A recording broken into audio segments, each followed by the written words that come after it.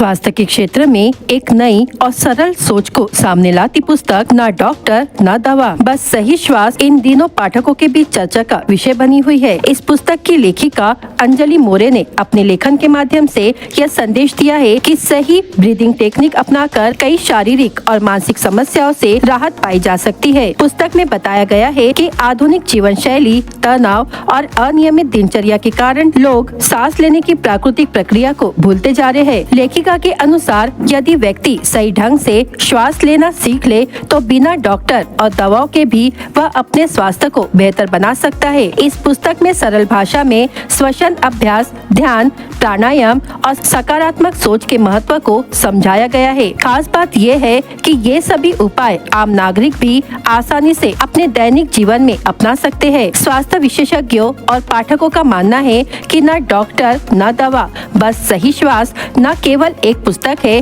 बल्कि स्वस्थ जीवन जीने की दिशा में एक मार्गदर्शक भी है। यह किताब युवाओं, बुजुर्गों और तनावग्रस्त जीवन जी रहे लोगों के लिए विशेष रूप से उपयोगी साबित हो सकती है। गोष्टी बदलून त्या गोष्टी कोणत्या बदलायच्या ते मी आज सांगेल आणि एकदा प्रॅक्टिकल बदलूया, ठीक आहे?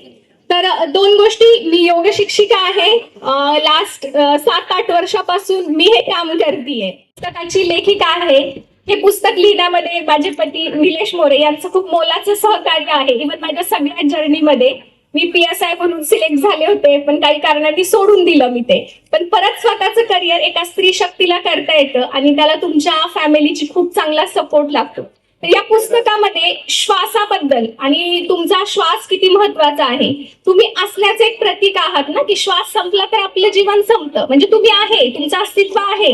हे कशावरून ठरवलं जातं? तर फक्त असं चेक केलं जातं की या व्यक्तीचा श्वास सुरू आहे का, बरोबर ना?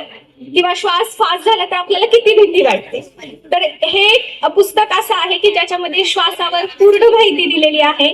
शिवा जो आहे, शिवशक्ती जी आहे, शंकर महादेव जे आहेत, त्यांनी पार्वतीला दिलेलं ज्ञान, स्वर विज्ञान या पुस्तकामध्ये अगदी व्यवस्थित मांडलेलं आहे आणि खूप चांगलं मार्गदर्शक, मुलांची बुद्धिमत्ता कशी वाढवावी, इव्हन आपलं आरोग्य कसं वाढवावं, खाना जे आपण खातो, डायजेस्टिव्ह सिस्टीमला कसं हेल्दी ठेवावं, आपल्या शरीरातल्या 2 नाड्या आहेत महत्वाच्या, एक इडा आणि पिंगला, म्हणजे चंद्रस्वर, सूर्यस्वर, सुषुम्ना, दोन्ही नाड्यांना मिळवणारे। तर ह्या नाड्यांचं महत्व, कुठल्या नाडीमध्ये तुम्ही पाणी प्यावं, कुठल्या नाडीमध्ये तुम्ही जेवण करावं, हे सगळं अगदी डिटेलमध्ये सांगितलेलं आहे। आणि या पुस्तकासाठी मी आपल्या सगळ्यांना जे गिफ्ट दिलेलं आहे ते तुम्ही वाचून रिव्ह्यू नक्की मला करा।